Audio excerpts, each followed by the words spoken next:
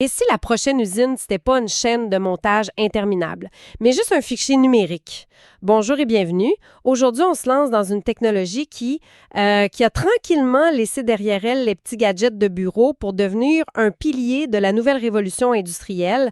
On parle de la fabrication additive ou, si vous préférez, l'impression 3D à grande échelle. Notre mission, c'est de comprendre c'est quoi pour vrai, pourquoi ça explose en ce moment et comment ça transforme déjà des secteurs aussi pointus que l'aérospatiale, la médecine. Pour faire le tour de la question, on a une pile de sources assez variées, des rapports techniques très pointus, des thèses universitaires, des analyses de marché qui donnent le vertige. Le vertige, c'est le bon mot, oui. Il faut vraiment comprendre qu'on ne parle plus juste de faire des prototypes rapidement. On parle d'un changement de paradigme complet dans la production. Pour donner une idée de l'ampleur, les analyses de marché prévoient que le secteur va passer de près de 30 milliards de dollars en 2025 à plus de 237 milliards en 2035. Wow! C'est un taux de croissance annuel de plus de 23 %. Fait que non, c'est pas une petite mode.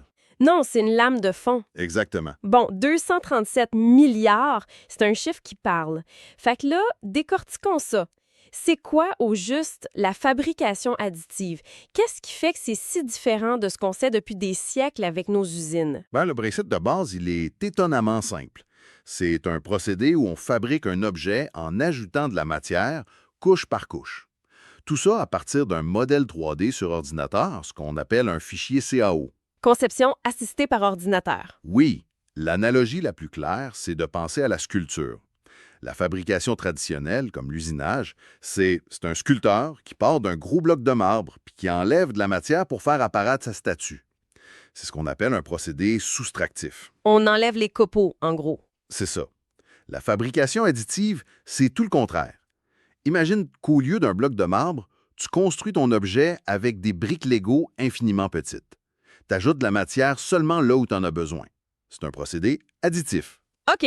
Et la conséquence la plus directe, la plus évidente, c'est l'efficacité.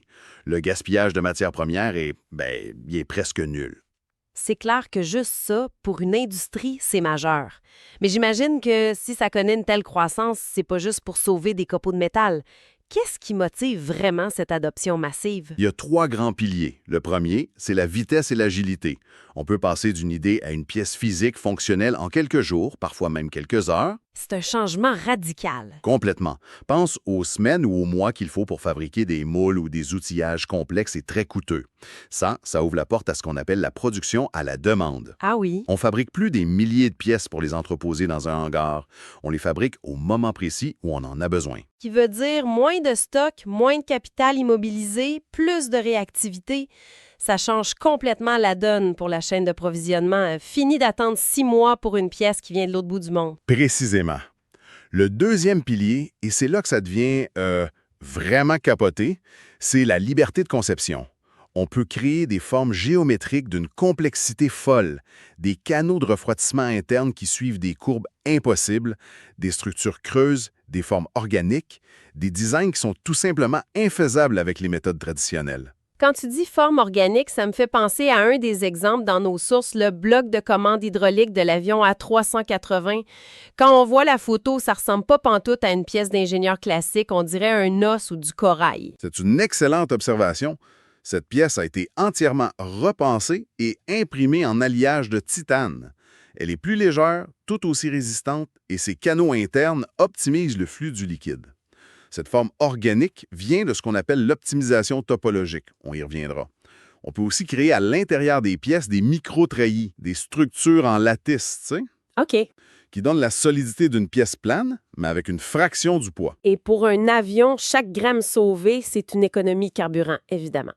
Donc, si je résume jusqu'ici, on a moins d'attente, moins de dépendance aux chaînes logistiques mondiales et des pièces plus intelligentes et plus légères. C'est presque un manifeste pour une industrie plus résiliente. Mais cette liberté de conception, ça me fait demander à quel point les machines sont complexes. Est-ce qu'on parle d'une seule sorte d'imprimante qui fait tout ou est-ce que ça prend des technologies radicalement différentes? Non, c'est une famille de technologies, chacune avec ses forces. On peut les regrouper en 3 grandes approches. La première, la plus connue du grand public, c'est le dépôt de matière fondue. OK. C'est un peu comme un pistolet à colle chaude de haute précision, mais robotisé. Un filament de plastique technique ou même de métal est fondu et déposé couche par couche. C'est parfait pour créer rapidement des outils sur mesure pour une chaîne de montage des gabarits. D'accord, ça c'est pour le prototypage rapide et l'outillage. Mais pour les pièces vraiment critiques, comme dans la 380, j'imagine que ça prend autre chose. Absolument. On passe alors à la deuxième grande famille, la fusion sur lit de poudre. Là, on change de ligue. Complètement. Le processus est plus sophistiqué. Une machine étale une très fine couche de poudre de métal, du titane, de l'acier inoxydable ou de plastique haute performance. Ensuite, un laser de haute puissance ou un faisceau d'électrons vient fusionner la poudre point par point en suivant le plan. Couche par couche. Exact. La plateforme descend d'une fraction de millimètre, on rajoute une couche de poudre et le laser recommence. C'est avec cette méthode qu'on fabrique des pièces qui exigent une fiabilité et une robustesse absolue. Et les exemples dans les sources sont assez frappants. On parle pas de bibelots. Pas du tout. On parle de couronnes dentaires en alliage cobalt-chrome, faites sur mesure avec une précision parfaite pour un patient. Et dans un tout autre registre, les documents du CA parlent de la fabrication de grilles d'assemblage de combustible pour les réacteurs nucléaires. Pour des réacteurs nucléaires. Oui. Ces pièces doivent supporter des conditions de température et d'irradiation extrêmes pendant des années. Attends une minute. On imprime en 3D des pièces pour des réacteurs nucléaires. J'ai toujours pensé que le nucléaire était le facteur le plus conservateur au monde en matière de technologie. Comment est-ce qu'ils ont été convaincus? C'est une question de performance. La fabrication additive permet de créer des géométries qui améliorent la circulation du fluide de refroidissement, par exemple. Ça augmente la sécurité et l'efficacité, mais ça s'est fait au prix d'années de tests et de qualification. J'imagine. Extrêmement rigoureux. Ça nous amène d'ailleurs à la troisième famille de technologies qui est axée sur la précision. D'accord, allons-y. C'est la photopolymérisation. Ici, pas de filament ni de poudre. On part d'une résine liquide photosensible. OK. Une source de lumière UV, souvent un projecteur ou un laser, vient durcir la résine point par point. L'énorme avantage de cette méthode, c'est la précision et la qualité de la finition. On peut atteindre des détails de l'ordre de quelques dizaines de microns. C'est minuscule. Prêt? C'est la technologie de choix pour des prototypes ultra détaillés, des modèles chirurgicaux. Ou même, avec des technologies de pointe, on peut imprimer en une fois des objets qui combinent des matériaux rigides, souples et de différentes couleurs. C'est drôle, quand on pense impression 3D, l'image qui vient en tête, c'est encore le petit gadget en plastique sur un bureau. Mais là, on parle de titane pour des avions, de céramique pour des implants. L'image publique est complètement décalée par rapport à la réalité industrielle. C'est exactement ça. Et le domaine où ce décalage est le plus grand, c'est sans doute la médecine. C'est une véritable révolution en cours. On fabrique des implants entièrement sur mesure à partir des données d'un scanner ou d'un IRM du patient. Oui, la thèse universitaire qu'on a consultée est remplie d'exemples qui semblent sortir de la science-fiction. Ils le sont presque. Un corps marquant, une mandibule en titane entièrement recréée et implantée sur une patiente qui avait perdu sa mâchoire. Ou encore des implants crâniens en céramique spéciale conçus pour être ostéoconducteurs. C'est-à-dire que leur structure poreuse encourage l'os du patient à repousser à travers l'implant, le fusionnant naturellement au crâne. C'est fou! On a même l'exemple d'un implant de vertèbre personnalisé, posé à Lyon, pour corriger une scoliose sévère. C'est le summum de la médecine personnalisée. Au-delà de créer de nouvelles pièces, un des documents parlait aussi de réparation. Ça m'a surprise. Je n'aurais pas pensé qu'on pouvait réimprimer sur une pièce existante. Et pourtant, c'est un des avantages économiques les plus puissants. Pense à une aube de turbine dans un moteur d'avion. Ça coûte des dizaines de milliers de dollars. Oui. Avec l'usure, le bout s'abîme. Au lieu de jeter la pièce, on la scanne en 3D. Un logiciel compare le scan au modèle original. Exactement.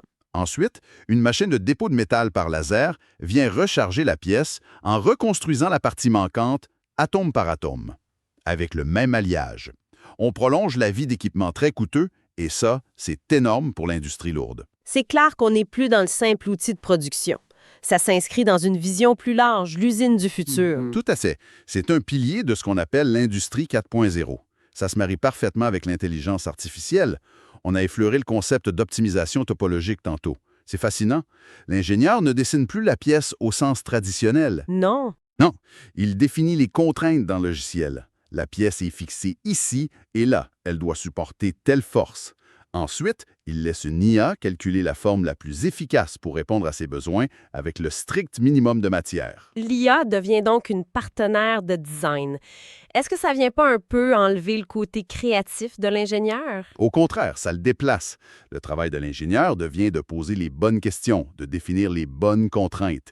L'IA explore des milliers de solutions que le cerveau humain n'aurait jamais imaginées. Et les sources vont même plus loin. Elles évoquent la prochaine étape, l'impression 4D. 4D, On ajoute la quatrième dimension, le temps. L'objet imprimé n'est plus statique, il est programmé pour changer de forme ou de propriété en réponse à un stimulus externe. La chaleur, l'humidité, la lumière, c'est comme intégrer un code informatique directement dans la matière. On n'imprime plus seulement un objet, on imprime une fonction. Ça n'a pas de bon sens. Mais bon, revenons sur Terre. On a parlé des avantages, des technologies, des applications incroyables. Ça semble presque trop beau pour être vrai. C'est quoi l'envers de la médaille? Est-ce la fin des usines traditionnelles? non, il faut être réaliste. Ce n'est pas une solution magique qui remplace tout. Il y a des limites bien réelles. La première, c'est la production de masse. Pour fabriquer des millions de bouchons de bouteilles Oui? ou de boîtiers de téléphone, les méthodes traditionnelles comme le moulage par injection sont encore beaucoup plus rapides et moins chères. La fabrication additive excelle dans la complexité et la personnalisation, pas dans le volume à bas coût. Et la question des matériaux, j'imagine? On peut pas tout imprimer? Exactement. La palette de matériaux s'élargit constamment, mais elle reste plus limitée. On parlait des implants crâniens en céramique, c'est formidable, mais le nombre de céramiques biocompatibles qu'on sait imprimer de manière fiable et certifiée est encore très restreint. Ça me fait penser à autre chose. On a parlé de l'avantage écologique, mais faire fondre de la poudre de titane avec un laser de plusieurs kilowatts, ça doit consommer une énergie phénoménale, non? Est-ce qu'on perd pas d'un côté ce qu'on a gagné de l'autre? C'est une excellente question et la réponse est nuancée. Oui, le processus lui-même est énergivore. Cependant, il faut regarder le cycle de vie complet. Si la pièce imprimée est 40 % plus légère, comme dans l'aéronautique, L'économie de carburant sur toute la vie de l'avion compense. largement. De plus, en produisant localement, on élimine le transport. L'équation n'est pas simple, mais dans beaucoup de cas, le bilan final est positif. Et qu'en est fait du contrôle de la qualité? Pour une pièce aussi critique qu'une grille de réacteur nucléaire, comment on peut être certain que la pièce est parfaite? C'est le défi majeur. Comment certifier qu'une turbine imprimée à Lyon en janvier a la même résistance qu'une autre imprimée à Montréal en juin? Chaque machine, chaque lot de poudre, tout peut avoir un impact. C'est pour ça que la recherche se concentre sur le contrôle en temps réel. OK. On intègre des caméras, des capteurs, de l'IA qui surveillent la fabrication micron par micron pour détecter la moindre anomalie. Le but n'est plus de contrôler la pièce à la fin, mais de certifier le processus pendant qu'il se déroule. Donc, si on résume, l'impression 3D industrielle, c'est pas juste une nouvelle façon de fabriquer, c'est une nouvelle façon de penser la production. On passe d'un modèle de fabrication de masse centralisé à une production intelligente, locale, flexible et ultra personnalisée. C'est le message clé. Elle accélère l'innovation en raccourcissant radicalement les cycles de développement. Elle peut renforcer notre indépendance industrielle en relocalisant la production et surtout, elle permet de créer des solutions optimisées qui étaient inconcevables il y a 10 ans. L'industrie de demain sera non seulement plus rapide, mais aussi plus intelligente. Une dernière pensée pour la route. On a parlé d'imprimer du métal pour des avions, des implants sur mesure pour des patients, mais les sources qu'on a explorées, surtout la thèse médicale, détaillent aussi les débuts de la bio-impression. C'est l'utilisation d'encre faite de cellules vivantes pour imprimer des tissus comme de la peau, du cartilage, même des ébauches d'organes. À mesure que cette technologie va mûrir, la frontière entre fabriquer un objet inerte et faire croître une structure biologique pourrait devenir floue. Qu'est-ce que ça voudrait dire pour l'industrie quand son prochain grand matériau sera la vie elle-même?